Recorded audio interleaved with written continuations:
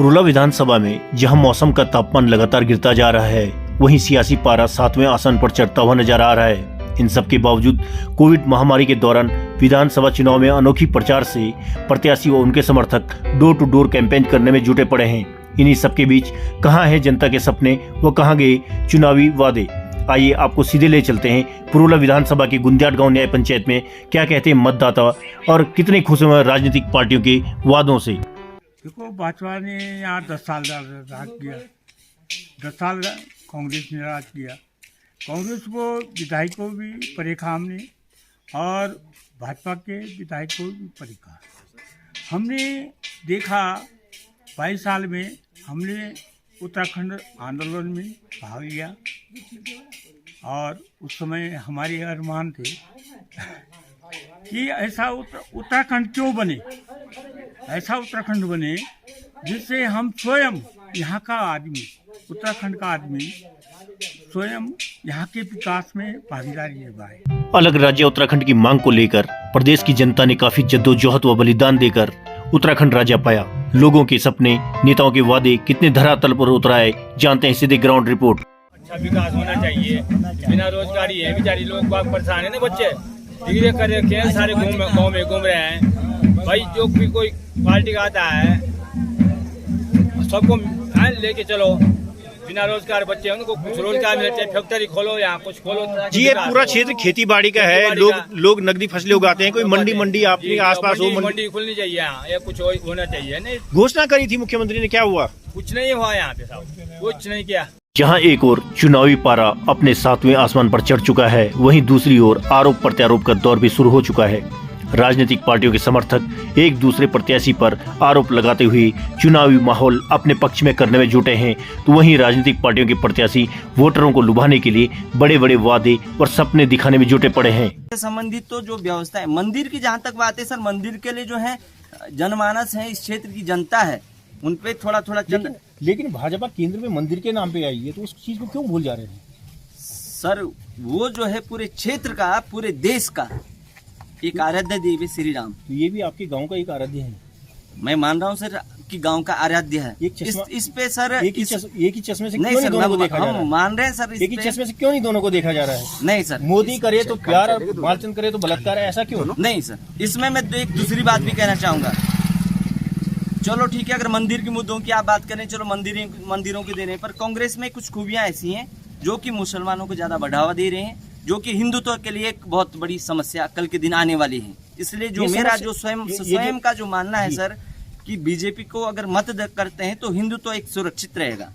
अभी जामनों से विकास हो जाए। मंदिर जामन की बात है कि इससे सबसे पहले, इससे नुकसान तो किसी को नहीं है, लेकिन देवी देवताओं पे आस्था रखते हैं अगर हमारे विधायक प्रतिनिधि, तो क्या बुरा है? यहाँ पर मंदिर मोदी और योगी हमारा चंदा लेकर के अपना नाम को विख्यात कर रहे हैं। अगर हमारे विधायक अगर मंदिर को बनाते, हमारे गांव की शोभा को बढ़ाते, तो क्या बुरा है? हमारी शोभा बढ़ रही है इसमें, हमारे देवता, लेकिन गरीब आदमी भी उसमें चंदा देता है। मालचंद भाई ने बोला कि हम आपके मंदिर को भी जैसे आप बनाएंगे हम वैसे बना के में सहयोग बढ़ाएंगे। वहीं दूसरी तरफ 2 बार भाजपा के टिकट से विधानसभा पहुंचे मालचंद अब कांग्रेस प्रत्याशी के रूप में मैदान में हैं। तो 2017 विधानसभा चुनाव में निर्दलीय के तौर पर दुर्गेश्वर लाल ने चुनाव के बाद भाजपा का दामन थमा था, लेकिन भाजपा में टिकट न मिलने की राह में अड़चन देख 3 दिन के लिए कांग्रेस की सदस्यता भी ली। फिर टिकट की शर्त पर भाजपा के उम्मीदवार बनकर मैदान में खड़े हैं।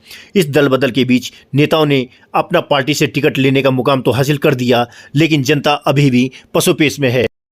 प्रभारी होते हुए आपके बड़े चेहरे प्यारेलाल हिमानी 2 बार ब्लॉक प्रमुख रह चुके हैं, एक बार नगर पंचायत अध्यक्ष रह चुके हैं, कल शामिल हो गए हैं। ऐसा तो इसमें कई लोग ऐसे होते हैं कि अपॉर्चुनिस्ट होते हैं।